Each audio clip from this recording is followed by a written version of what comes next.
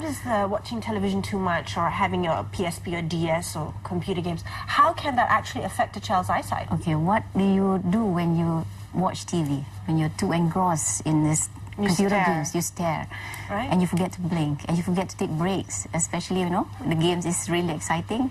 You tire the eyes up, actually. All right. You see, when you do near work, or when you look far, the eyes have to react differently. The muscles have to contract, the lenses have to focus, you know, the images. So in the long term, you just tire the eyes up.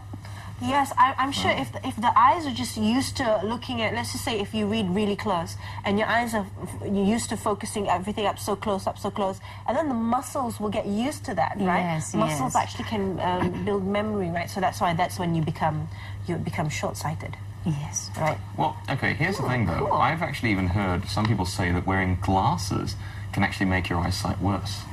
Now, if you can't, you just imagine this, if you don't have the energy, you take a little bit of sugar for the energy to boost. That will help you to do work, right? Get the energy. If you don't put in the energy or put in the petrol for the car, it cannot move. As simple as that. So if you don't wear glasses, you don't help the eyes to see.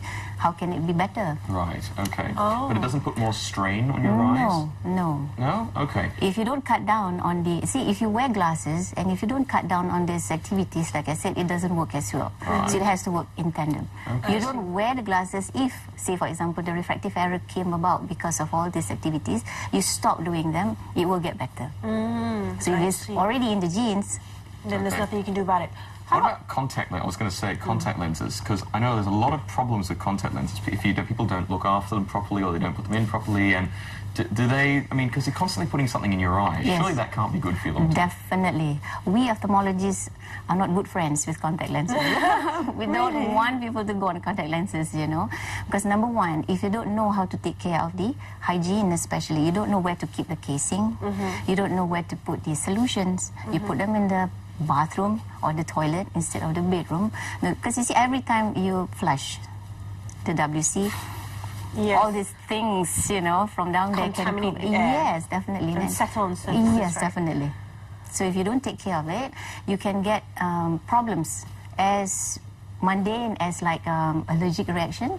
You know, you get frequent dry eyes, redness, discomfort, tearing and things like that, up to the most severe one, which is infection of the cornea, and you end up with ulcers, which is very difficult to treat.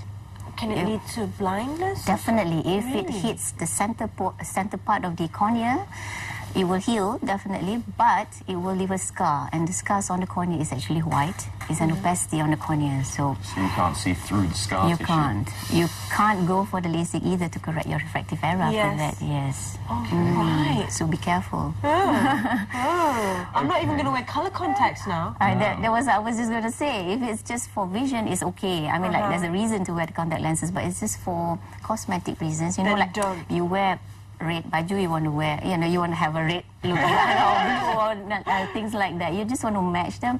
And I have personally had to remove a patient's eyes because of very bad ulcers from just eyes. Definitely, because if it's untreated well, it can actually progress to, you know, the globe or the eyeball can actually become a bag of pus, and this patient lost both eyes. Just one eye, particular eye. Oh, just from overnight contact lens wear. It's just cosmetic reason. So I think to lose an eye for that reason is it's definitely not worth. No, it's definitely never worth. Although you can get the fake one, which is any color you like. But anyway, okay, so what are some of the other things, of course? I mean, I know that, we've got a whole list of different odd things here, like dry eyes in women. Is that a problem? Oh yes, definitely. In women, especially after menopause, unfortunately, both of us will definitely be more prone to dry eyes? These are all hormonal effects, right. Because estrogen goes down, everything else gets dry up. The whole body gets affected, including the eyes.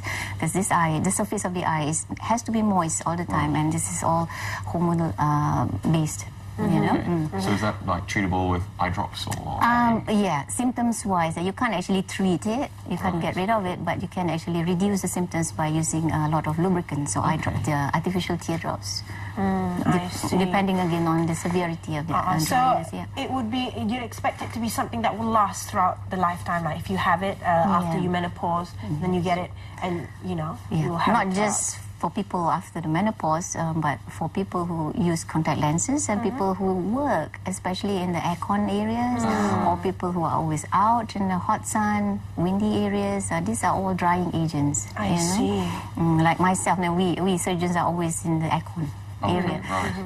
Clinics are air conditioned, and then the operating theatre is also even worse. That's right. So the eyes really dry up very fast, and especially if you concentrate while doing the surgery, you forget to blink. You don't want to blink.